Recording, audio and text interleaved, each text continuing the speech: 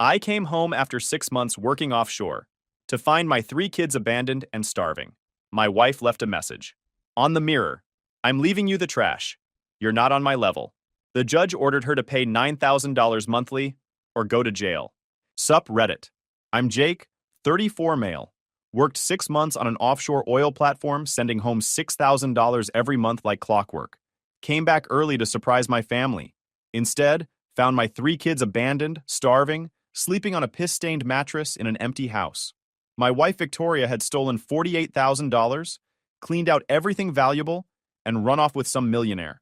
Left a lipstick message on the bathroom mirror calling our children trash. What followed was the most brutal legal battle of my life. By the end, the judge ordered her to pay $9,000 monthly in child support or face jail. Her millionaire boyfriend abandoned her in court. Her own parents disowned her. She lost everything. Here's how a woman who thought she was too good for her family ended up working double shifts to pay the man she abandoned. I'm an offshore welder. Been doing it 8 years. 6 months on, 2 months off. That's the rotation. You work 12-hour shifts 7 days a week for 26 weeks straight on an oil platform in the Gulf of Mexico. Dangerous work. Good pay. I was making around $110,000 annually. Before I left for this rotation, things seemed fine at home. Victoria and I had been married 9 years. We had 3 kids. Tyler was 11, Sophie was 9, and Danny had just turned 6. Victoria worked part-time retail, making around $4,500 monthly. We'd just bought a 3-bedroom house with a $2,200 monthly mortgage.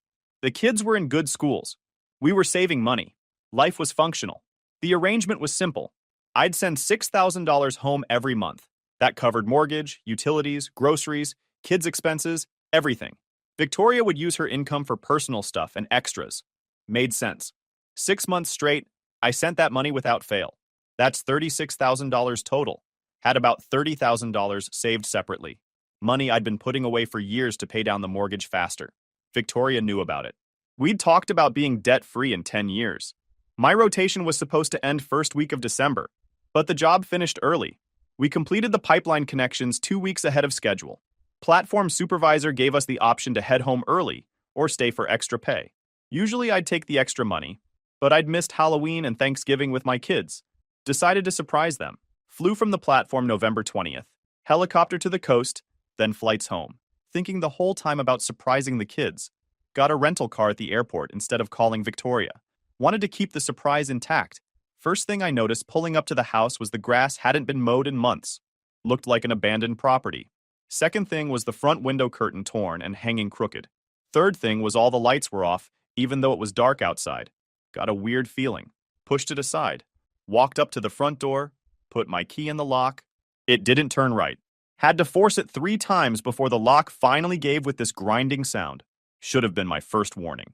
Pushed the door open. The smell hit immediately. Old garbage mixed with something damp and biological. Made me gag. Flipped the light switch. Nothing. Power was out. Pulled out my phone flashlight. The living room was completely empty. The new couch? Gone. The TV I'd saved 3 months of overtime for? Vanished. Everything of value stripped out. All that remained was a disgusting stained mattress on the floor. The same mattress I'd been planning to dump before leaving. Then I saw them. My 3 kids were sleeping on that filthy mattress. Tyler had his arms wrapped around Sophie. Little Danny had red stuff smeared on his face. Old ketchup. They'd been eating ketchup because there was no actual food. None of them had blankets. The carpet underneath had dark, wet stains. Urine. The smell was overwhelming. Tyler woke up first. His eyes had this look no kid should have. Pure shame. Dad, you're home early. Where's your mom? She said she'd be back on Monday. Today was Thursday.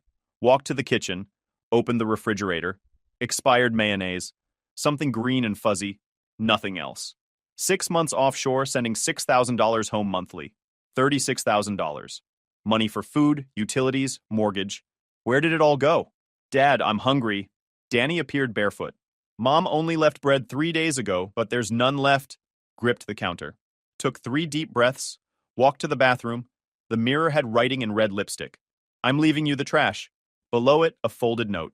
Take care of your children. Don't look for me. I'm leaving with someone on my level. Photographed everything.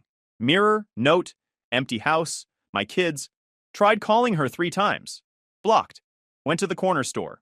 The owner, Carmen, looked at me with pity. Your children came every morning asking for bread.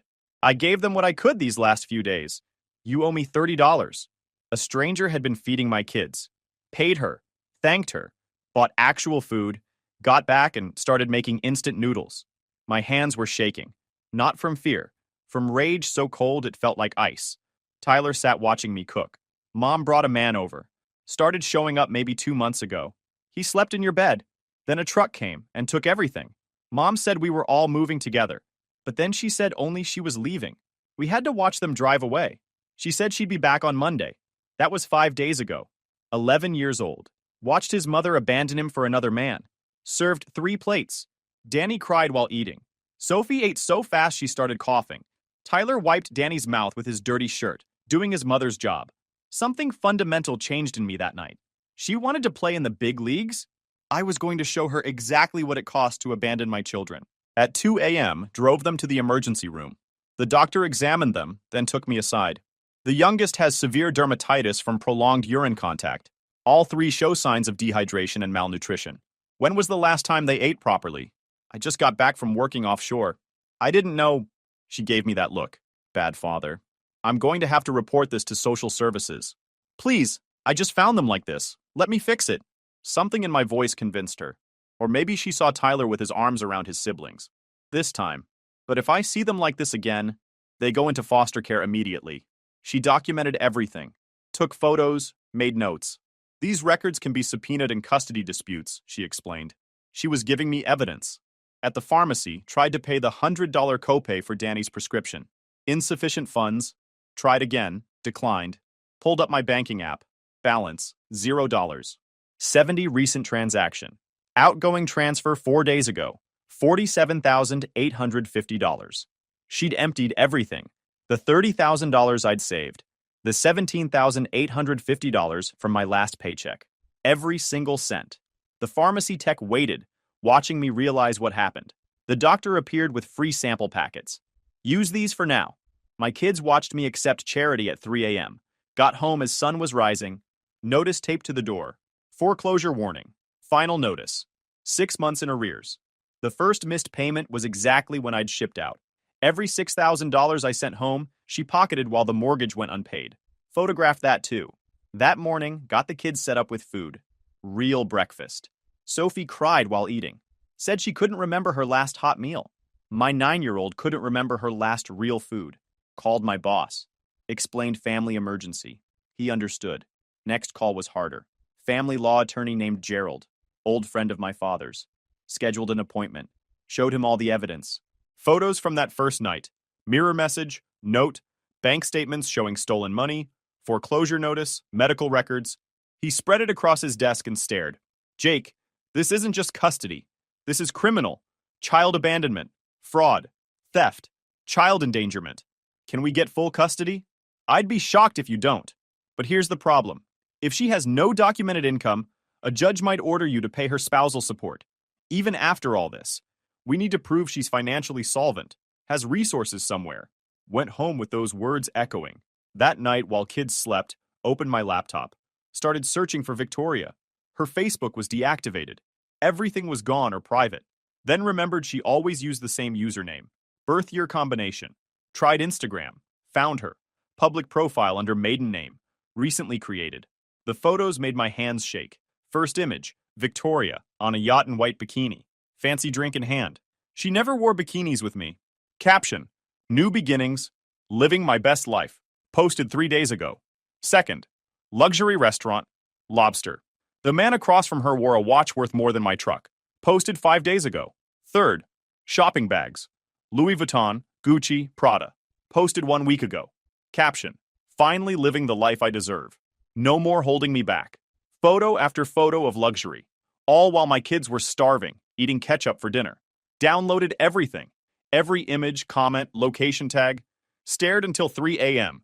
She'd left us for a millionaire and was broadcasting it like she'd won the lottery. Called Gerald first thing. Sent him everything. He called back within an hour. This is perfect. She's living a lifestyle requiring significant income. We can prove she's financially supported. What's his name? No idea. I'll look into it. Filed everything that day. Emergency custody. Divorce papers. Child abandonment petition. Emergency hearing scheduled for 2 weeks out. Those 2 weeks were hell. Had to explain to the kids why we were going to court. Had to tell Tyler he might need to testify about what he saw. Kid was 11, and I was asking him to stand up in front of a judge and talk about watching his mother abandon him. Will Mom get in trouble? Sophie asked one night. Yes, sweetheart, she will. Good, she said quietly. Then started crying. Is it bad that I want her to get in trouble? Held her while she cried. No, baby. It's not bad. What she did was wrong. It's okay to want there to be consequences. Meanwhile, had to rebuild our lives from scratch. The foreclosure was immediate crisis. Contacted mortgage company, explained everything. That I'd been working offshore, sending money home monthly, didn't know it wasn't being paid. They were sympathetic but firm. 6 months behind meant foreclosure already in motion. Would need $13,200 immediately just to stop the proceedings, plus catch up on back payments. Didn't have $13,000, didn't have $1,300, had exactly $847 in my checking account from what I'd been paid before shipping home. Looked at my truck sitting in the driveway. Paid off. Good condition. Worth maybe $10,000. That truck had been with me for 8 years. Drove it to the hospital when all 3 kids were born. But it was just a vehicle. My kids were more important. Listed it online that night. Had 5 offers by morning. Sold it for $8,500 cash to a guy who picked it up that afternoon. Used that plus a $5,000 loan from my father to cover the immediate foreclosure threat. Bought a 15-year-old Honda with 180,000 miles for $1,200. Downgraded significantly, but we had a roof over our heads. Applied for assistance programs, food stamps, utility assistance, anything to stretch that $847. Pride didn't matter anymore. My kids needed to eat. Started working double shifts when I could find them. Local welding shops, weekend jobs, anything. Some nights I'd work 16 hours straight, come home at midnight, help Tyler with homework, make sure everyone was fed, and pass out for 4 hours before doing it all again. Tyler started helping more around the house without being asked. Found him one morning at 6 a.m. making breakfast for his siblings. Pancakes from a box mix, slightly burned, but he'd done it himself. You don't have to do this, champ, I told him. I know, he said, but you're working really hard. I want to help. 11 years old and acting like a third parent because he'd learned he couldn't rely on adults. That broke something in me. No kid should have to grow up that fast. Sophie had nightmares. Would wake up screaming that Mom was taking her away, that she'd wake up alone again. I'd sit with her until she fell back asleep, sometimes for hours. Danny stopped talking much. The kid who used to never shut up about his toys and his friends suddenly went quiet, would just sit and stare at nothing for long periods. Worried me more than the nightmares. But slowly things started improving. Got the foreclosure stopped. Caught up on utilities. Stocked the refrigerator properly. The house started feeling like a home again instead of a crime scene. Applied for state assistance with childcare so I could work. Got approved. Found a good after-school program for the kids. They'd go there after school until I picked them up after work. Cost was subsidized based on income. We were poor now, officially, but at least they were supervised and safe. Gerald came through with detailed information from his legal database searches. The millionaire's name was Preston, 47 years old. Made his fortune in commercial real estate. Multiple luxury properties across 3 states. Worth an estimated $10 to $12 million. Currently under investigation by federal regulators for securities fraud, but nothing proven yet. Victoria fit his pattern perfectly. 2 weeks later, walked into the courthouse. Victoria showed up with her parents. Father looked uncomfortable. Mother looked angry. Victoria wore designer clothes. Probably Preston's gifts. Judge Patterson was a woman in her 60s. 20 years on family court bench. Her face looking at our case file said she'd seen everything. But this was special. Gerald presented methodically. Photos of kids on that mattress. Medical records documenting dehydration, malnutrition, dermatitis. Mirror message. Note. Bank statements showing $48,000 stolen.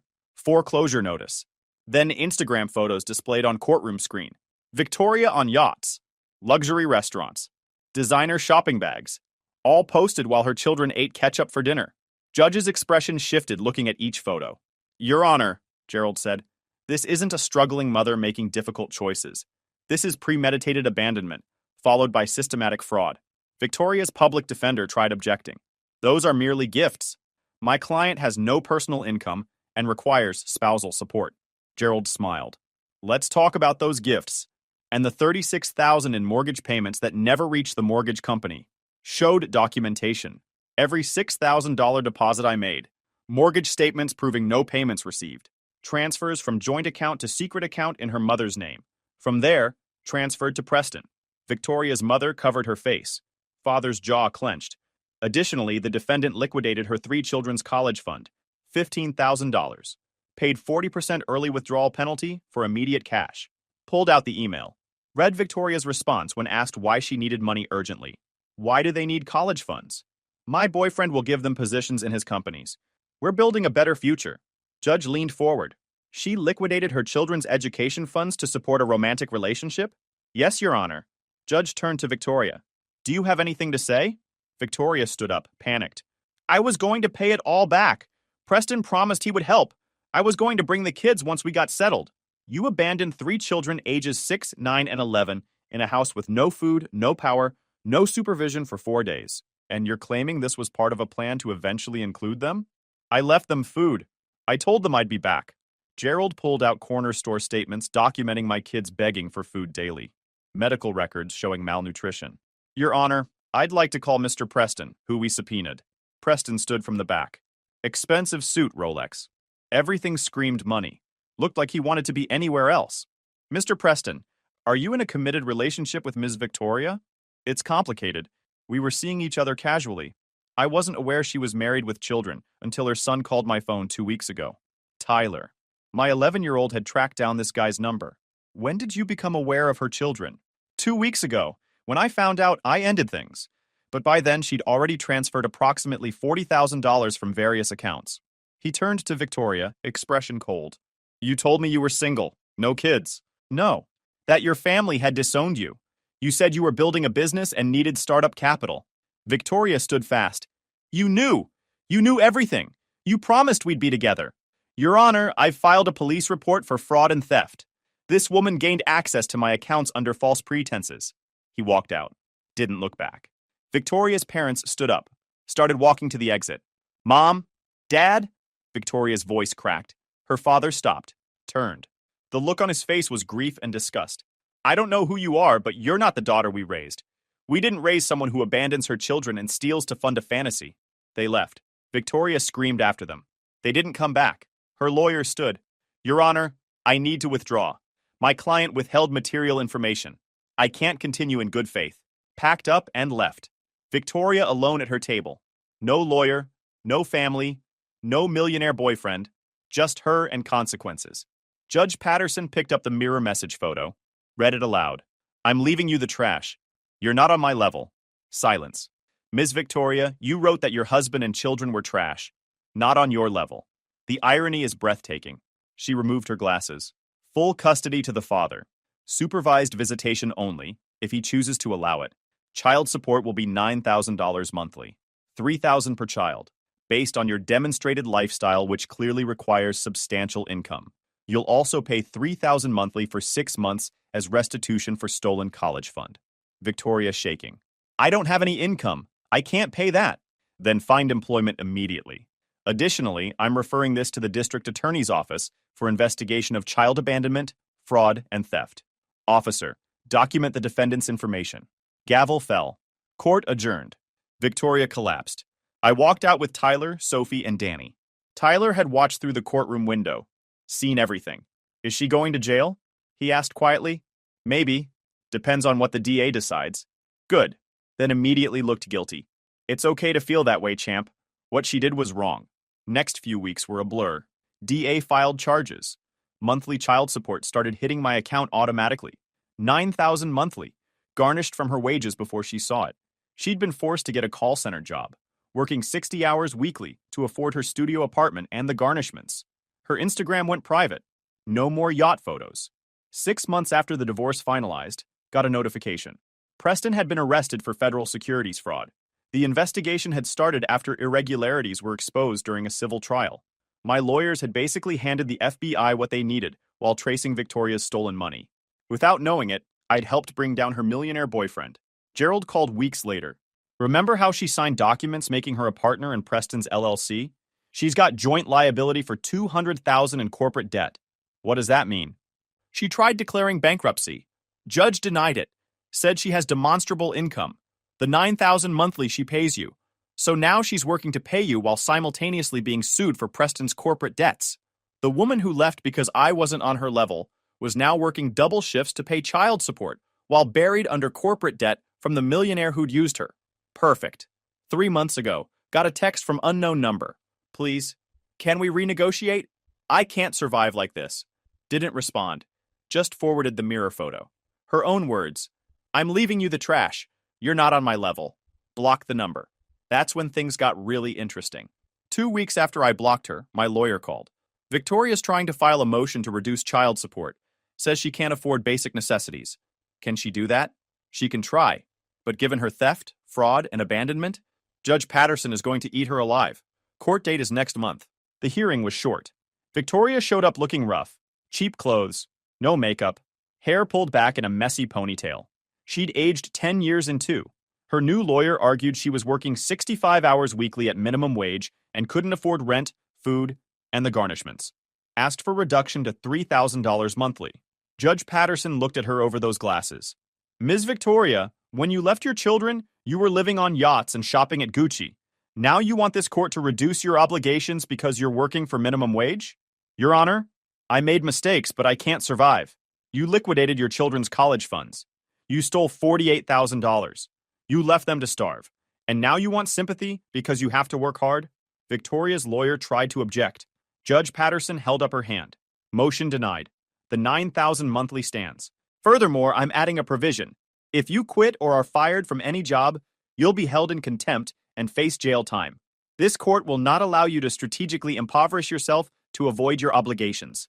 Again, gavel fell. Victoria walked past me on the way out. Didn't even look at me. Just stared straight ahead with dead eyes. That was 8 months ago. It's been 2 years total now since that first night I came home. The house got sold eventually. Used the money to buy a smaller place. Fresh start. No ghosts. The $9,000 monthly has never been late. Not once. It's automated. I put most into new college funds for the kids and savings accounts they'll get when they turn 18. Living off my salary alone is tight, but we're making it work. And knowing every dollar I save came from her having to work herself into the ground, that's worth more than gold. Tyler's 13 now. Made the varsity football team as an 8th grader. Kid's a natural linebacker. His grades are solid B's and A's. He smiles all the time now. Still protective of his siblings, but in a normal older brother way instead of the parent role he'd been forced into. Sophie's 11 and absolutely thriving. Joined drama club and got the lead in the school play last month. She's outgoing, confident, has a solid group of friends. Sometimes she'll randomly hug me and say, "Thanks for being here, Dad." Gets me every time. Danny's 8 and obsessed with dinosaurs. Kid can name every species, knows their diets, their time periods, everything. He's reading at a 6th grade level. Teachers say he's gifted. He doesn't remember much about that night anymore, which I'm grateful for. They don't ask about their mother. Not anymore. She's allowed supervised visitation but rarely shows. Too busy working her 2 jobs to pay the support that keeps her out of jail. When she does show, the visits are awkward and short. The kids are polite but distant. They've moved on. Oofed. Her parents never reconciled with her. Last I heard through mutual friends, they wouldn't even accept her calls. She's completely alone. Works open to close at the call center, then does evening shifts at some retail store. Lives in a studio apartment with roommates. Eats ramen. Takes the bus because she can't afford a car. Meanwhile, her ex-boyfriend Preston is fighting federal charges and looking at serious prison time. His assets are frozen. His real estate empire collapsed. And Victoria's tied to his corporate debts, so she'll be paying those off for years, even after the child support ends. Last month, ran into one of Victoria's old co-workers at the grocery store. Woman looked uncomfortable when she recognized me. "I saw Victoria last week," she said quietly. "She looks terrible. She wanted me to tell you she's sorry, that she made a huge mistake." I just nodded. Didn't say anything. "Aren't you going to say anything to her? She's really struggling." Pulled out my phone. Showed her the photo of that bathroom mirror. The lipstick message. "I'm leaving you the trash. You're not on my level." She made her choice, I said. I'm just making sure she lives with it. The woman walked away, shaking her head. Read it. People keep telling me I should forgive her. That holding on to this is unhealthy. That the kids need their mother in their lives. That I'm being cruel. But here's what those people don't understand. This isn't about revenge. This isn't about anger. This is about consequences. This is about showing my kids that when someone hurts you, You don't have to accept it. You protect yourself. You protect your family. And you make sure they can't hurt anyone else the same way. She wanted to leave us because we weren't on her level. She called my children trash. She stole everything we had and left them to starve while she lived on yachts. She made those choices. Every single one of them was deliberate. Now she's paying for it. Literally. The judge gave her a choice. Pay the support or go to jail. She chose to pay. Barely. Every month she scrapes together just enough to avoid arrest. Lives in poverty, works herself sick, drowns in debt. And my kids? They're thriving, happy, safe, loved. They have full college funds now. They have food in the refrigerator. They have stability. They have a parent who actually shows up. That's victory, not revenge. Victory. Some nights I still wake up reliving that moment I opened the door. The smell. Tyler's ashamed face. The ketchup on Danny's hands. Those memories don't fade. They're burned into me forever. But then I walk down the hall and check on my kids. Tyler sleeping peacefully with his football trophy on the nightstand. Sophie with her play script on her pillow. Danny surrounded by dinosaur books. All three safe, warm, fed, loved, and I know I did exactly what I needed to do. Victoria made her bed on that yacht. Now she's lying in it, alone, working double shifts to support the children she abandoned, buried under debt from the millionaire who abandoned her, disowned by her own parents. No friends, no future, just work and debt and consequences. The irony really is poetic when you think about it. Actions have consequences. She learned that the hard way. And my kids learned something even more important, that their father will always fight for them, always show up, always put them first, no matter what.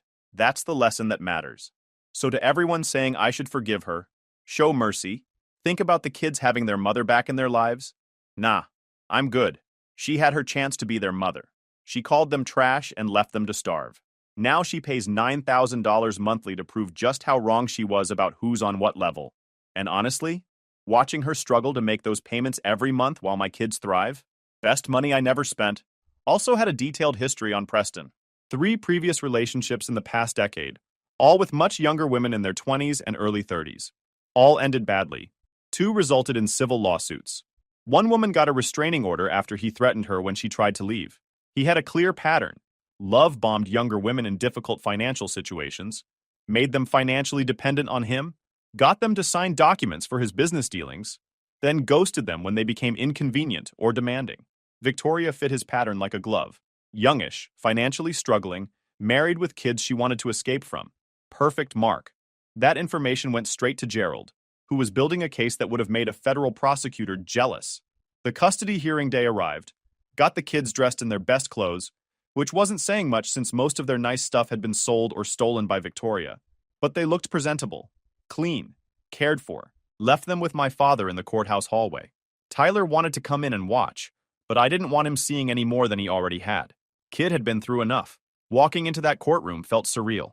The building was old, imposing marble and dark wood everywhere, high ceilings that made every sound echo. This was really happening. Victoria showed up 10 minutes late. Typical. Her parents were with her. Her father looked like he'd rather be at the dentist. Kept checking his watch. Wouldn't make eye contact with anyone. Her mother looked angry, but I couldn't tell if the anger was directed at me, at Victoria, or at the situation. Victoria herself looked like she was dressed for Sunday brunch. Cream-colored designer dress, expensive shoes, jewelry that sparkled under the courtroom lights. Probably all gifts from Preston. Looked completely out of place in a custody hearing about child abandonment. The bailiff called everyone to order. Judge Patterson entered. Woman in her 60s, gray hair pulled back tight, reading glasses on a chain. Been on the family court bench for 23 years according to Gerald's research. She'd seen every variation of dysfunction. Abuse, neglect, addiction, violence, fraud. Her face when she opened our case file told me this one was going to stick with her, though. Counselor, she said to Gerald, you may present your evidence. Gerald stood.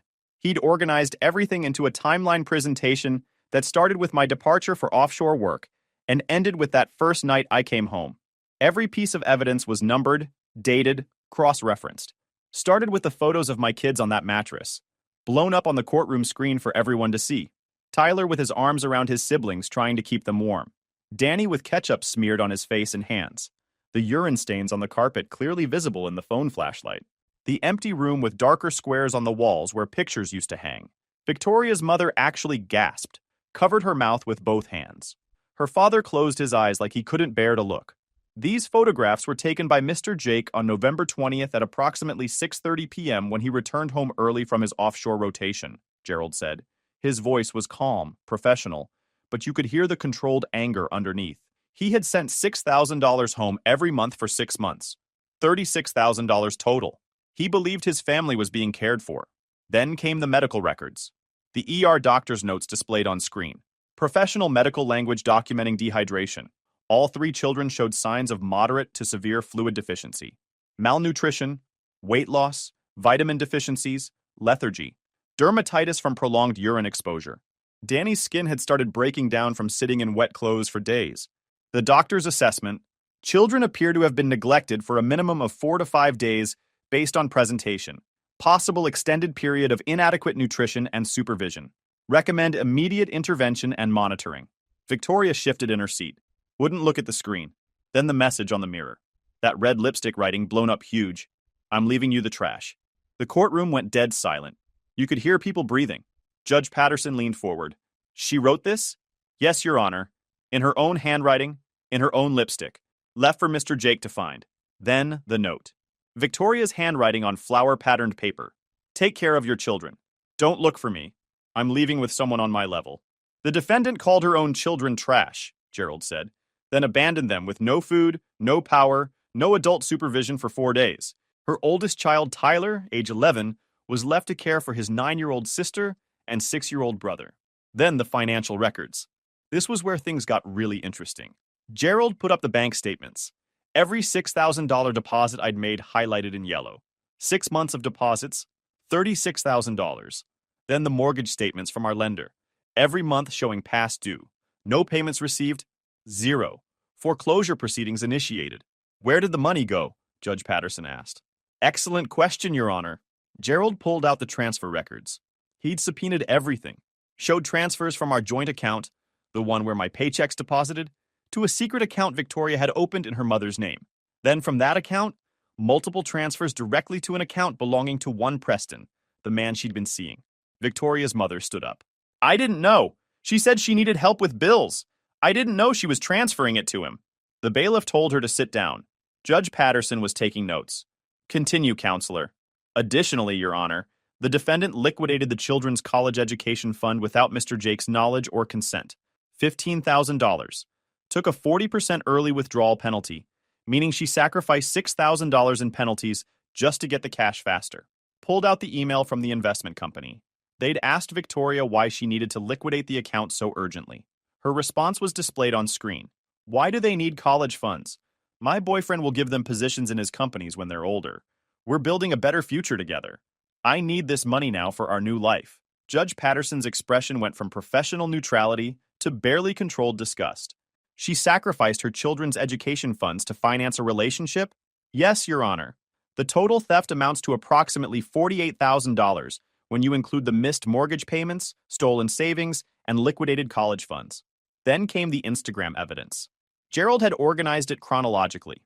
Started with the earliest photo, Victoria on a yacht 3 weeks after I'd left for my offshore rotation. White bikini, fancy drink, huge smile. Caption, finally living. Next photo 2 days later. Luxury hotel room. Ocean view. Caption, sometimes you have to leave everything behind to find yourself. Then the restaurant photos. Lobster, fancy presentations, 5-star dining. Each one captioned with variations of, I deserve this, and living my best life. Shopping sprees. Designer bags from stores I'd only seen in movies. Gucci, Prada, Louis Vuitton, Versace. Photo after photo of luxury purchases. One photo showed her holding up a pair of shoes with the price tag still attached. $1,200 for a single pair. The timeline was damning. While I was working 12-hour shifts on an oil platform, she was living like a reality TV star. While my kids were running out of food, she was buying designer handbags. While Tyler was trying to keep his siblings alive on bread and ketchup, she was posting yacht photos. The captions got more brutal as they went. No more dead weight holding me back. Posted 4 days before she abandoned the kids. Ready for my upgrade. Posted the day she left. And the final post, made the day after she abandoned them. Finally living the life I deserve. No more trash bringing me down. The courtroom was silent except for Victoria's mother crying quietly. Your Honor, Gerald said, This isn't a case of a struggling mother making difficult choices under pressure. This is calculated, premeditated abandonment. She systematically stole money for months. She planned her exit. She left a message calling her children trash. This was intentional. Victoria's public defender stood up. Young guy, probably fresh out of law school, looked like he'd been handed this case that morning. Your Honor, those social media posts are taken out of context. My client was experiencing emotional distress from the marriage. The gifts from her friend were just that. Gifts. She has no personal income and will require spousal support to maintain even basic living standards. Gerald smiled. Actually smiled. Let's talk about those gifts, Your Honor. And let's talk about strategic impoverishment. He pulled out more documents. 2 months before abandoning her children, the defendant voluntarily quit her job. She was earning $4,500 monthly at a retail position. She resigned citing personal reasons. No medical documentation. No compelling cause. She simply quit. Why does that matter? Judge Patterson asked, though her tone suggested she already knew. Because under state law, if a spouse deliberately reduces their income to avoid financial obligations, the court can impute income at their previous earning level. The defendant made herself indigent on purpose. She quit her job knowing she was about to abandon her family, knowing she'd face child support obligations, and believing that having no income would shield her from those obligations. The public defender objected. Speculation, Your Honor. Is it? Gerald pulled out text messages. These are messages between the defendant and Mr. Preston, obtained through legal subpoena. 2 months before she left, quote, "My lawyer friend says if I have no job, they can't make me pay anything." Preston's response, "Smart. Make sure you quit before you leave." End quote. Victoria's face went pale. Judge Patterson's expression hardened. Continue. Furthermore, Your Honor, I'd like to call Mr. Preston, who we've subpoenaed for this hearing. Preston stood up from the back row. 47 years old but looked younger. Probably had work done. Expensive suit, Rolex watch that probably cost more than my annual salary, perfect hair. Everything about him screamed money and arrogance. He walked to the witness stand like he was annoyed to be there. Didn't even look at Victoria. "Mr. Preston," Gerald said, "what is your relationship with the defendant? We were seeing each other casually for a few months. Were you aware she was married with 3 children?" Preston hesitated. I became aware of that recently." "Recently? How recently?" "About 2 weeks ago." "2 weeks ago? And how did you find out?" "Her son called my phone." The courtroom went silent. "Her 11-year-old son called you?" Gerald let that hang in the air. "And what did he say?" "He was looking for his mother. Said she'd been gone for days. Asked if I knew where she was." "And what did you tell him?" "I told him I didn't know. Then I called Victoria and asked what the hell was going on." "And what did she say?" "She said it was complicated, that she'd explain later. I told her we were done." Gerald pulled out more documents. "Mr. Preston, did the defendant have access to your financial accounts?" He shifted uncomfortably. "Some of them, yes." "How much money did she take?" "Approximately $40,000 over the course of our relationship." "Did you give her permission to take this money?" "No. She had authorized access for household expenses when she was staying at my properties. She was supposed to buy groceries, pay utilities. Instead, she was transferring money to other accounts." "Did she tell you what she needed the money for?" "She said she was starting a business, some kind of online boutique. Said she needed startup capital." "And you believed her?" "I had no reason not to. She seemed legitimate." Gerald pulled out bank records. "These transfers from your account don't go to any business. They go to personal shopping, luxury purchases, and cash withdrawals." "Did you authorize her to buy $1,200 shoes with your money?" "No." "Did you authorize her to spend $3,000 at a spa?" "No." "Did you authorize any of the luxury purchases documented in these statements?" "No." "When I found out, I ended the relationship and filed a police report for fraud."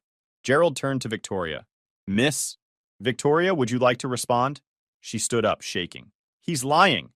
He knew about my kids. He said he'd help support them. He promised we'd be a family."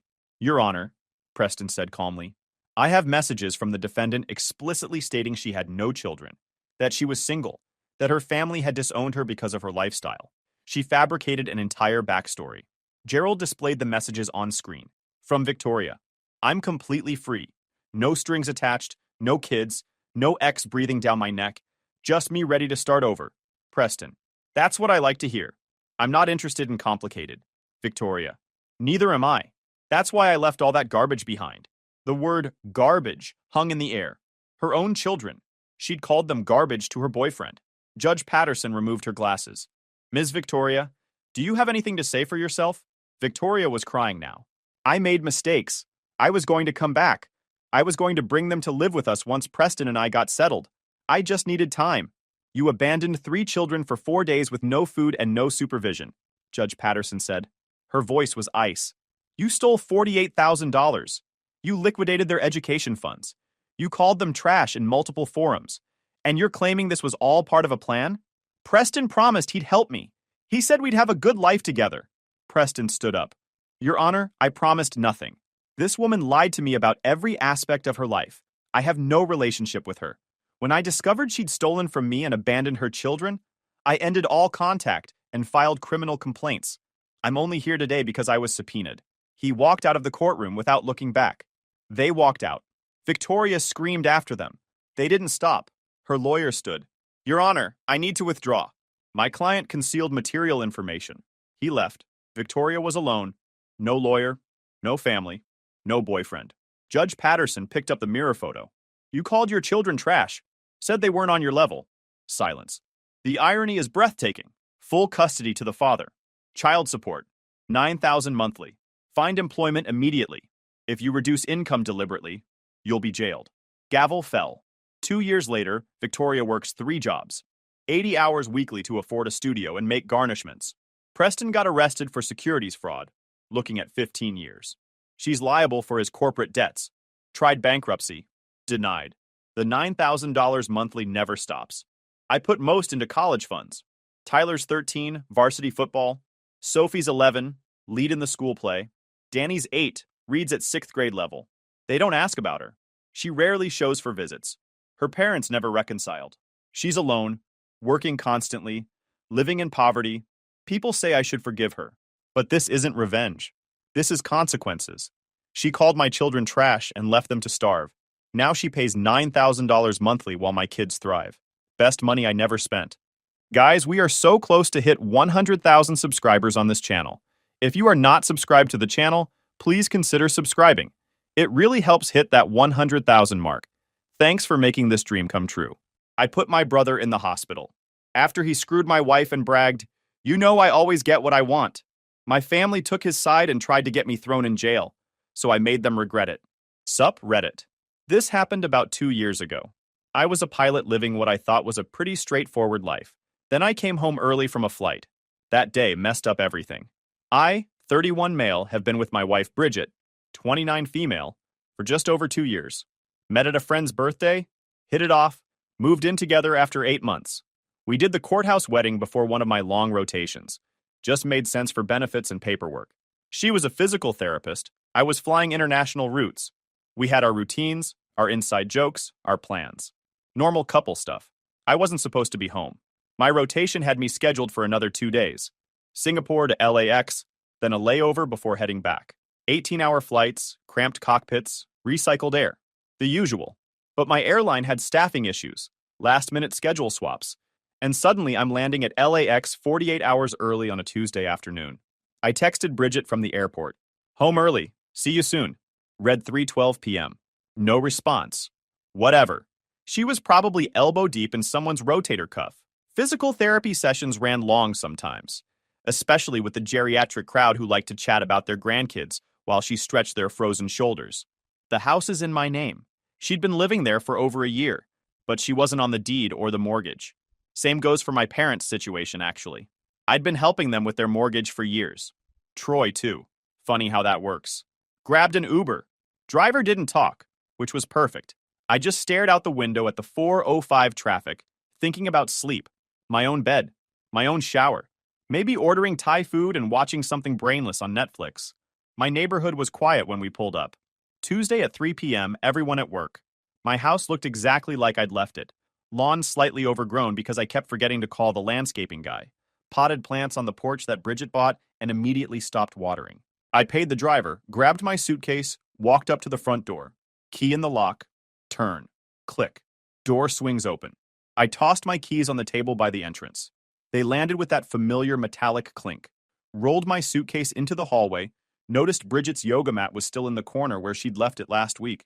The house smelled like her vanilla candles. Everything normal. Everything fine. That's when I heard it. Upstairs. From my bedroom. Sounds. The kind you can't mistake for anything else. You know what I mean. I stood there in the hallway, hands still on my suitcase handle, just listening, hoping I was wrong, hoping it was the TV, hoping it was literally anything else. Couple seconds of denial before reality kicked in. I wasn't imagining anything. I took the stairs slowly, each step quiet. My heart was pounding, but my head was clear. The bedroom door was half open. I could see part of the bed through the gap. Movement. Sheets. I pushed the door wider. Bridget, my wife. The woman I'd spent just over 2 years with. The woman who'd cried when I proposed at that overpriced restaurant in Santa Monica. In my bed. With my brother, Troy. They didn't hear me at first. Took them maybe 3 full seconds to realize someone was standing in the doorway. 3 seconds of me watching these two people blow up my entire life. Bridget saw me first. Her face went white. She gasped, scrambled, shoved Troy off her like he was on fire. Troy turned, made eye contact with me. And here's the thing about Troy, my younger brother. The golden child who never had to work for anything because someone always bailed him out. Failed out of community college twice. Lost 4 jobs in 3 years. Still drove a truck I helped him finance because his credit was garbage. This was the guy now sitting naked in my bed. He looked at me and said, real calm, "You know I always get what I want." Not sorry. Not shocked. Just stating a fact. Like he was ordering coffee. Something clicked in my head. Not rage. Something colder. I felt my jaw set. "Get out of my house." His face shifted. The smug look flickered. "What are you?" "Get out of my house. Both of you." Bridget grabbed the sheet, clutching it to her chest. Her voice cracked. "Baby, please, just wait. Let me explain." "Don't." I held up a hand. "You need to leave. If you refuse, I'm calling the police to document this and have you both removed. This is my home, too." Bridget started crying, mascara running. "It was a mistake. It didn't mean anything. Please just listen to me." 10 minutes. Clock's ticking. Troy stood up, pulling on his jeans. His hands were shaking slightly. Tried to laugh it off. "Bro, come on, let's talk about this like adults. We're not bros. And you've got nothing I want to hear. She's mine now, all right? Deal with it." Troy stepped toward me, voice getting louder, more aggressive, getting in my face. "She chose me." I didn't move, didn't flinch, just looked at him. "Last warning, get out." Troy kept coming. His eyes were wild now, breathing hard, face getting red. "You always get everything. The house, the job, Dad's respect. I'm sick of it." I stood my ground, hands at my sides. "You need to leave. Now." "Or what?" Troy's voice cracked. He was getting worked up, almost manic. "You gonna hit me? Go ahead. Give me a reason." "I'm going to call the police. Your choice." "Just listen to him," Bridget screamed from the bedroom. "Troy, stop! Just stop, please!" Troy shoved me, both hands on my chest. Hard. I stumbled back but kept my footing. He came at me again, grabbed my shirt, tried to slam me against the wall. His other hand wound back like he was going to swing. I reacted. Grabbed his wrist, twisted, used his momentum against him. Basic stuff. He was off balance, overcommitted. I swept his leg and shoved. He went down wrong. Head hit the corner of the hallway table. The wooden edge caught him right at the temple. Blood showed up fast. A lot of it. Bridget screamed from the bedroom doorway. Oh my God, Troy!" I stepped back, put my hands up, looked at my brother bleeding on my floor. "Don't move him!" "What did you do?" Bridget was hysterical now, crawling toward Troy. "What did you do to him?" "He attacked me. I defended myself." I pulled out my phone. Dialed 911. 911, what's your emergency?" "My brother attacked me in my home. He shoved me twice and tried to hit me. I defended myself and he fell. He's bleeding from his head. I need an ambulance and police." I gave them my address. "I need this documented. He became violent when I asked him to leave." Bridget looked up at me, eyes wild. "You called the cops? Are you insane? Back away from him. Don't move his neck. Don't tell me what to do. Spine injury protocol. Move and you could paralyze him. But hey, your call." She froze, hands hovering over Troy. The dispatcher kept me on the line, asked questions. I answered every single one. Clear, calm, detailed. What happened? How he shoved me twice. How he tried to swing on me. How I defended myself. Troy was groaning now, conscious but dazed, hand reaching for his head. "Don't touch it," I told him. Still on the phone with 911. "You're bleeding. Paramedics are coming. Congratulations on your life choices." Bridget was sobbing, rocking back and forth. "This is your fault. This is all your fault." "My fault?" I looked at her. Interesting perspective. You were in my bed with my brother, but sure. My fault. We didn't mean for this to happen. Get dressed. You're leaving. I need to go with him. I need to. You're not going anywhere with him. Get dressed. Now. She stared at me, then scrambled back into the bedroom. The dispatcher asked if Troy was breathing normally. I watched his chest rise and fall. Yes, breathing is steady, but there's significant bleeding from the temple area. Help is nearby, she said. I could hear the sirens getting closer. The sound bounced off the houses in my neighborhood. Troy's breathing had gotten louder, more labored. His fingers kept twitching. Bridget came back out, threw on whatever clothes were closest. She kept looking between me and Troy, like she couldn't figure out which one to focus on. Bridget came back out wearing jeans and a shirt, still crying, makeup destroyed. She knelt next to Troy, but didn't touch him, just kept whispering, I'm sorry, I'm sorry, I'm so sorry. I stayed exactly where I was, back against the wall, phone to my ear, marks on my chest where he'd shoved me. The dispatcher asked if I was in immediate danger. No, he's on the ground, I'm maintaining distance. Stay on the line until officers arrive? I heard the sirens before I saw the lights, red and blue flashing through the front windows. The sound got louder, closer, then stopped right outside. Bridget looked at me, desperate. Please, please tell them it was an accident. Please. I said nothing, just waited. Paramedics first, then cops. I was still standing in the same spot, hands visible, phone in one hand, the 911 call still active. The paramedics went straight to Troy, started assessing, neck brace, backboard, the whole protocol. One of them kept shining a light in his eyes, checking his pupils. Possible TBI, we need to move now. 2 officers approached me. You the homeowner? Yes. What happened? I came home early, found my wife in bed with my brother, told them both to leave. My brother became aggressive. He shoved me twice and tried to swing on me. I defended myself and he fell, hit his head on the table. One officer pulled out a notepad, started writing. The other one scanned the hallway, looked at the blood on the floor, looked at the table, looked at me. You have security cameras? Yeah. Full smart home setup, motion activated, cloud storage. Everything's time-stamped with audio. The officer's posture changed, got more professional. We'll need to see that footage. Already pulled it up on my phone. Want me to send you the login credentials or show you now? Where's your wife now? Bedroom. One officer went to talk to Bridget. The other stayed with me. Any cameras? Yeah. I travel for work, so I had a full interior security setup installed. Motion-triggered clips, cloud storage, audio. Everything's time-stamped. The officer nodded. Made notes. We'll need access to that footage. Whatever you need, I have nothing to hide. Troy was loaded onto a stretcher, still conscious but not making much sense, slurring his words. Blood matted in his hair, neck immobilized. One of the paramedics looked concerned. Possible skull fracture? We're going to Cedars-Sinai. The officers asked more questions. I answered everything, showed them the marks on my chest where Troy had shoved me. Red marks, already starting to bruise. Had them photograph it. Gave them my phone to access the smart home footage. Showed them the doorbell camera app. The officer who'd gone to talk to Bridget came back. She confirms your brother was here. Says they've been seeing each other for a while. Says you came home, got angry, that things escalated. Claims you attacked him. I looked at him. Checked the footage.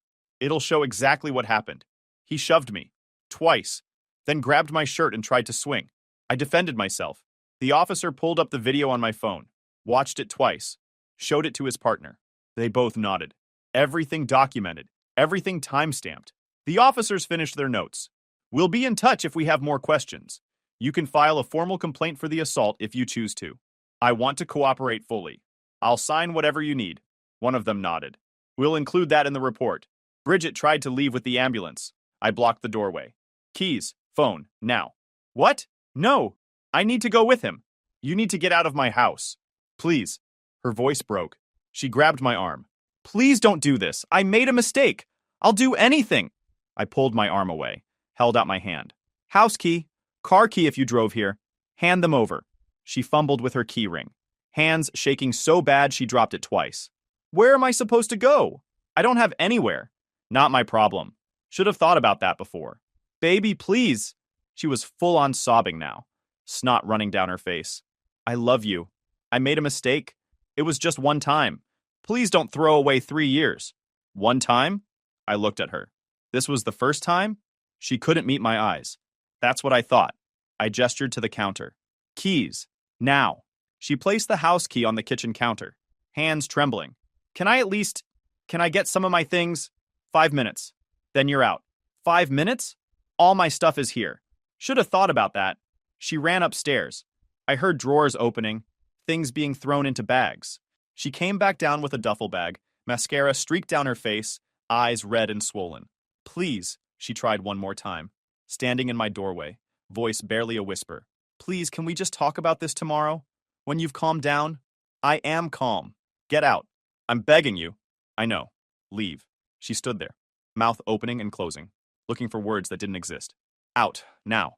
She stumbled out the door, stood on the porch for a moment, turned back. I'm sorry. I'm so sorry. I closed the door in her face, locked it. The officers were still there, finishing up paperwork. One of them looked at me. You need anything else from us? No. I have everything I need. We'll be in touch. They left. I stood in my hallway, blood still on the floor and table, stared at it for a long time.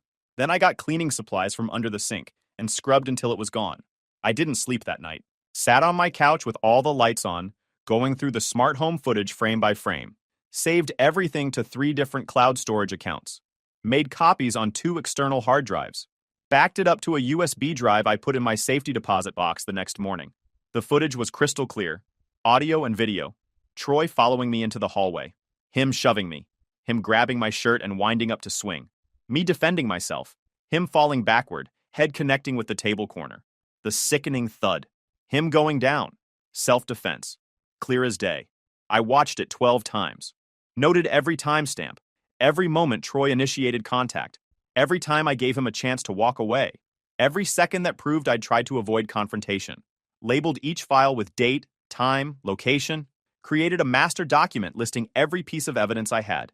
The videos. The photos of my injuries. The 911 call recording. The police report number. Officer names and badge numbers. Even downloaded the Uber receipt showing exactly when I'd arrived home. Around 4 a.m., I started making a timeline. Wrote down everything in chronological order. When I texted Bridget, when the Uber picked me up, when I entered the house, when I heard the sounds, when I walked upstairs, every single detail with timestamps, printed it out, made 3 copies, put 1 in my safe, 1 in the safety deposit box, 1 with my important documents at work. My phone started ringing at 6 a.m. Mom. I let it ring. She called again and again. Then Dad called. Then Monica. Then Piper. I silenced them all. Made coffee. Sat at my kitchen table. My phone buzzed with a text. Mom. Troy is in the hospital. Call me immediately. I didn't respond. Dad. What did you do to your brother? Didn't respond. Monica. We need to talk. Now. Didn't respond. Around 8 a.m., I got a call from a number I didn't recognize. Answered it. This is calling from Cedars-Sinai. I'm calling about your brother Troy. He still had you listed as emergency contact from years ago. He gave consent at intake. Are you able to discuss his condition? He never updated anything in his life. Troy still had me listed as emergency contact from years back. What's his condition? He has a severe concussion and a skull fracture. We had to relieve pressure on his brain. He's stable now, but there are complications. The impact caused some bleeding. We're monitoring him closely. Complications? It's too early to know the full extent, but there may be permanent effects. We'll know more in the coming days. I thanked them and hung up. The calls kept coming, every few minutes. Different family members taking turns. I watched the phone light up over and over. Sipped my coffee. Around 10 a.m., the doorbell rang. I looked through the peephole. Mom and Dad, standing on my porch. Dad had that look on his face. The one that meant he was about to lecture me. I didn't open the door. They knocked, rang the bell again. Knocked harder. We know you're in there, Dad called out. Open this door right now. I sat back down on my couch, turned on the TV, volume up. They stayed for 20 minutes, banging, yelling, eventually left. My phone buzzed again. Monica this time. We're worried about you. Please just let us know you're okay. The switch from aggressive to concerned. Classic manipulation. I'd seen this playbook before. I deleted the message. An hour later, a new text. Dad, your brother has a concussion, a skull fracture, and they had to drill into his head to relieve pressure. We need to discuss what happened. I took a screenshot. Saved it to a folder labeled Evidence. The messages kept rolling in throughout the day. Different tactics. Mom trying guilt. Dad trying anger. Monica trying reason. Piper trying sympathy. They rotated like they'd coordinated their approach, probably had a group chat going where they strategized about how to crack me. I screenshotted everything, added each one to my growing evidence folder, created subfolders, organized by sender, by date, by tone. The angrier they got, the more documentation I collected. Every threat, every accusation, every attempt to paint me as the villain, all saved, all time-stamped, all backed up in multiple locations. By noon, I had 47 messages. By 3 p.m., it was over 80. My sister sent paragraphs about family loyalty, about how Troy needed support, about how I was being cruel. Not one of them mentioned what Troy had done. Not one acknowledged that he'd attacked me. It was all about how I'd hurt him, how I'd overreacted, how I needed to fix this. That afternoon, my phone rang from a number I didn't recognize. I almost didn't answer, but something made me pick up. This is a detective with LAPD. I'd like to ask you some questions about an incident yesterday involving your brother. I'll cooperate. I'm not answering detailed questions without counsel. Pause on the other end. That's your right. When can you come to the station? I'll have my lawyer contact you. You already have a lawyer? My airline has a legal plan. I'll be in touch within 24 hours. I hung up, called the union immediately, explained the situation. They connected me with a lawyer who specialized in self-defense cases. Former prosecutor. Knew his stuff. We met that evening at a coffee shop. I showed him everything. The footage, the photos of my injuries, the 911 call recording, the police report. My lawyer watched the video 3 times. This is clean. He attacked you. You defended yourself. He fell. My family is going to push for charges. Let them try. He leaned back. You've got documentation they'd kill for in court. Time-stamped video, audio, independent witness statements from the officers who responded. You called 911 yourself. You stayed at the scene. You cooperated fully. This is textbook self-defense. What do I do? Nothing. Let me handle the police. Don't talk to your family. Don't explain yourself. Don't apologize. And for the love of God, don't go near your brother. I nodded. One more thing, my lawyer said. Your wife, the marriage? Short. Just over 2 years. She wasn't on the deed or mortgage. Separate property. I need to file. File for divorce. Immediately. California is a no-fault state, but you need to get ahead of this. She might try to claim marital assets or support. File first, establish the timeline, and make it clear the marriage ended the moment you caught her in your bed with your brother. What about her stuff? Box it up. Put it in storage. Send her the location and bill her for it. Or leave it on the curb with a text. Either way, document everything. I left the meeting oddly calm. I had evidence. I had counsel. I had followed every rule. My phone was blowing up when I got home. 15 missed calls. 30 texts. Monica. The police called Mom and Dad. They want to interview us about what Troy said about you. Piper. Why do you need a lawyer if you didn't do anything wrong? Dad. Lawyering up makes you look guilty. If you have nothing to hide, just talk to the police. I screenshotted every message.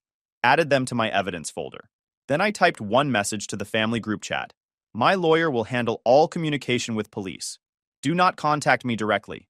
Any further contact will be considered harassment and documented accordingly. Sent. Muted the chat. Monica tried calling immediately. I declined. She texted, "You can't just cut us off like this. We're your family." I didn't respond. Dad called from 3 different numbers. I declined all of them. Blocked the numbers. That night, someone sent me a message from an account I didn't recognize. Troy is devastated. He can't believe you're doing this. He just wants to apologize. I blocked the account. My neighbor knocked on my door around 8 p.m. Hey man, everything okay? I heard sirens yesterday. Yeah, had an incident with my brother. It's handled. The cops talked to me, asked if I heard anything. What did you tell them? The truth. I heard yelling, heard a crash, saw the ambulance, saw you talking to the cops, looking calm, saw them taking photos of your chest. Thanks. You need anything? No, but thanks for asking. He left. I added his statement to my mental checklist. Another witness. Another piece that backed up my story. Before bed, I called my lawyer. I want to file for divorce. Tomorrow. I'll have the paperwork ready by noon. We'll cite irreconcilable differences and include a sworn statement about what you witnessed. That way it's on the record. Good. The next morning, I boxed up all of Bridget's stuff. Every piece of clothing, every toiletry, every book, every picture. Found stuff she'd left in the bathroom, in the closet, under the bed. Her ridiculous collection of scented candles. Her yoga equipment. The framed photos of us from better times. Took me 4 hours. loaded it all into my car, and drove it to a storage facility. Paid for 1 month. Sent her a text with the address and unit number. Your belongings are here. You have 30 days before I stop paying for it. Do not contact me. All communication goes through my attorney. She called immediately. I didn't answer. She texted, "Please, can we just talk? I made a mistake. It meant nothing." I forwarded her message to my lawyer. He sent her the divorce papers by end of day. My lawyer called me 4 days after the incident. Talked to the detective. The DA reviewed everything and decided not to file charges. Your video makes it impossible to claim aggression on your part. Just like that? Not quite. They interviewed your family. Your parents gave statements supporting Troy's version. Said you have anger issues, that Troy was just trying to calm you down. The detective asked for evidence. They had none. Meanwhile, you've got video, audio, injuries, 911 call, independent witnesses. Case closed. Interesting. They tried to file a false report against me. They did, and I've documented that. If they try again, we have grounds for a harassment case. What about Troy's condition? My lawyer paused. The hospital report came through. Traumatic brain injury, chronic vertigo, balance problems, cognitive issues. Can't drive. Lost his job because he can't pass the physical anymore. He's on disability. Can I still pursue the assault charge? The DA can file based on your signed complaint and the evidence. The video's a slam dunk, but it'll take time. Court dates, testimony, the whole process. He'd be looking at probation, anger management, possible jail time depending on the judge. Do it. You sure? He attacked me in my home after sleeping with my wife, and my family tried to have me arrested for defending myself. Yes, I'm sure. All right. I'll coordinate with the DA's office. He'll be served this week. I hung up. My airline called later that day. HR wanted to check in. They'd heard about the incident through the grapevine. Some crew member who knew my family somehow. I gave them the short version. Explained I'd defended myself. Mentioned the police report cleared me. They were professional about it. Said to take whatever time I needed. Asked if I wanted access to the employee assistance program. I declined. Went back to work the following week. Singapore rotation again. Same routes, same airports. Walking through Changi felt different somehow. Everything looked the same, but nothing felt the same. Grabbed my usual coffee at the gate. Checked the weather reports. Did my pre-flight inspection. Normal routine. But I kept thinking about Troy bleeding on my floor. About Bridget's face when she saw me standing there. Flying helped. Up at altitude, focused on instruments and navigation. There wasn't room to think about anything else. My co-pilot on that trip was solid. Good pilot. Didn't ask questions. We kept it professional. Landed smooth in Singapore. Checked into the crew hotel. Slept for 10 hours straight. The next morning, I got a frantic call from Dad. I answered it. You're actually going through with charges against your own brother? His voice was shaking with rage. The DA is filing. I cooperated with their investigation. He's in the hospital. He's disabled. Haven't you done enough? He attacked me. In my home. After sleeping with my wife. And you tried to have me arrested. So no, I haven't done enough. If you go through with this, we're done. You're not my son anymore. Fine by me. But you should know. I've been covering your mortgage for years now. $2,000 a month. Troy's car insurance. His phone bill. I'm not funding people who are actively trying to ruin my life. Silence on the other end. Your choice, Dad. Leave me alone or figure out how to cover those expenses yourselves. He hung up. 2 days later, my lawyer called back. Troy was served this morning. At your parents' house. He's living with them now. How'd he take it? The process server said he looked shocked. Like he couldn't believe you'd actually go through with it. Your mother tried to refuse the papers on his behalf. The server explained that's not how it works. Good. Court date is set for 6 weeks from now. Preliminary hearing. Troy will need to appear. Given his condition, the judge might be sympathetic. But the evidence speaks for itself. The weeks dragged. I picked up extra shifts. Flew to Tokyo, Frankfurt, Dubai. Kept moving, kept busy. Came home to an empty house and didn't mind it. Started ordering takeout instead of cooking. Let the lawn grow even more overgrown. Stopped caring about the small stuff. The divorce proceedings initially dragged on. Paperwork. Court delays. The whole deal. Bridget fought it at first. Wanted spousal support. Wanted to claim she contributed to the household. My lawyer shut it down fast. Short marriage. Separate property. Clean paper trail. Her lawyer saw the evidence and advised her to settle. Told her it would turn into a public mess if she pushed. The sworn statement about what I'd witnessed would become public record. Photos attached. Police reports attached. Everyone would know. She settled 2 weeks after her lawyer reviewed everything. Clean break. No support. No asset split. She keeps what she brought in. That's it. Her lawyer sent one final email. Bridget wanted to know if we could talk. Just once. To get closure. My lawyer replied on my behalf. No contact, terms are final. Troy's court date arrived on a Wednesday morning. I showed up in a suit. My lawyer met me outside the courthouse. Remember, don't engage. Don't make eye contact. Let me handle everything. Inside, Troy was already there with a public defender. He looked worse than I'd seen him at the hospital. Thinner. Older somehow. The scar on his forehead was prominent even from across the room. He was sitting down, one hand on the bench for balance. When he saw me, something flickered across his face. Hope, maybe, or desperation. I looked past him. I found a seat on the opposite side of the courtroom. The hearing lasted 30 minutes. Video evidence was presented. The judge watched it twice. Troy's attorney tried arguing that permanent injury was punishment enough. My lawyer countered that assault is assault regardless of outcome. The judge agreed. Troy took a plea deal right there. Misdemeanor assault, probation, community service, anger management classes. Restraining order with no contact terms set for a long time. He stood when the judge read the terms. Had to grab the table. His attorney steadied him. When the judge asked if he understood the terms, his voice cracked. Yes, Your Honor. I walked out of the courthouse without looking back. Bridget's career didn't survive. About a month after the divorce was filed, word got around. Hospital staff stopped including her in conversations. Referrals dried up. She started getting scheduled for the garbage shifts. Eventually, she left. Called it a mutual decision. Physical therapy is a small world. People talk at conferences. Hiring managers check references quietly. Someone always knows someone. It took a few months, but the whispers followed her. One of my airline buddies had a sister who worked at a different hospital in the same network. Told me Bridget tried getting hired at 3 different clinics in LA. All of them passed. No official reason given.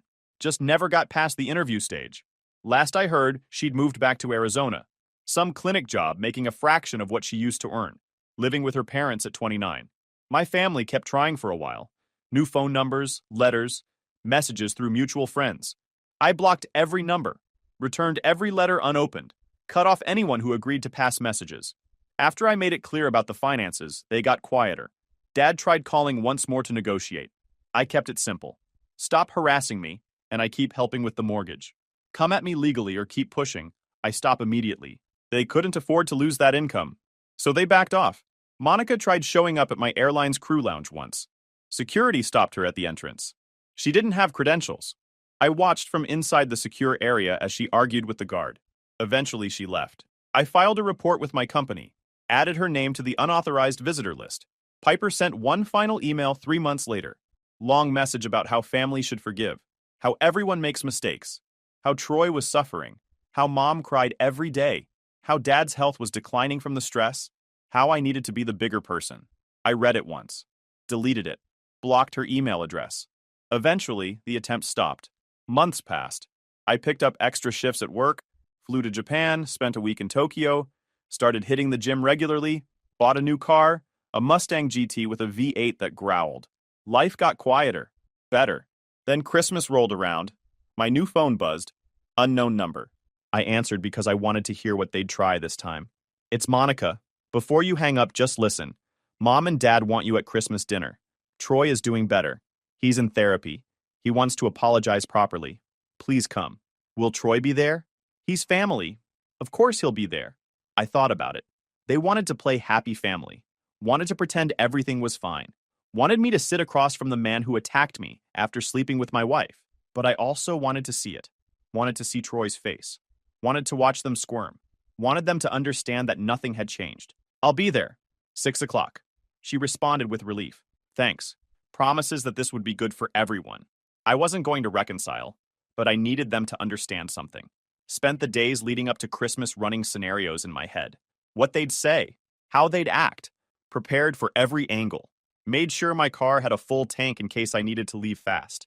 Put my phone on full charge. Had my lawyer's number ready to dial if anything went sideways. Christmas Eve. I pulled up at 5:55 p.m. Car's already there. Monica's SUV. Piper's sedan. Troy's truck, though someone else had to drive him now. I walked in without knocking. Mom rushed over, hugged me too long, too tight. I'm so glad you came. Dad shook my hand. Firm grip. Lots of eye contact. Good to see you, son. And then Troy stood up from the armchair near the fireplace. Slowly, carefully. Had to grab the armrest to steady himself. He looked terrible. Lost weight, dark circles. The scar on his forehead stood out. His hand stayed on the wall for balance. Hey! His voice cracked. I walked past him to the kitchen, grabbed a seltzer from the fridge. Monica and Piper were setting the table. They both looked at me like I was a bomb about to go off. Careful smiles, nervous energy. The whole room felt tight. Everyone moving around each other like we were strangers. We sat down for dinner. Mom had gone all out. Turkey, the whole spread. Dad said grace. Thanked God for family, for forgiveness and new beginnings. I kept my eyes open, stared at my plate. We started eating. Small talk. Monica talked about her kids. Piper mentioned her new job. Dad complained about his back. Mom asked me about flying. I gave one-word answers. Kept my focus on the food. Troy set down his fork. I know this is uncomfortable, but I need to say this. I'm sorry. I know that doesn't fix anything. I destroyed everything. I was wrong. About everything.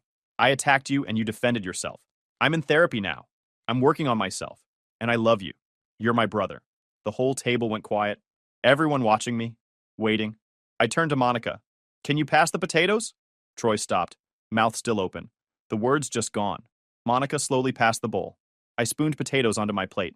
Kept eating. Dad's tone hardened. This is childish. Look at him. He can't work. He can't drive. He's living with Mom and Dad because he can't take care of himself. He's suffered enough. I set down my fork. Looked at Dad. He attacked me. In my own home. After I walked in on him with my wife. And when I defended myself, you all tried to have me arrested. You knew exactly what happened. You just chose to believe I was the bad guy. Even with video evidence. Even with police reports. You picked him. Silence. I stood up. Where are you going? Mom asked, voice rising. I came here tonight to confirm something. And I did. That you all chose him over me. You invited him here knowing what he did. You asked me to sit at this table and eat dinner with a man who assaulted me. And you thought I'd just forgive him? Troy stood. Slowly. Unsteadily. Had to grab the table. Please don't leave. I'll go. I'll leave right now.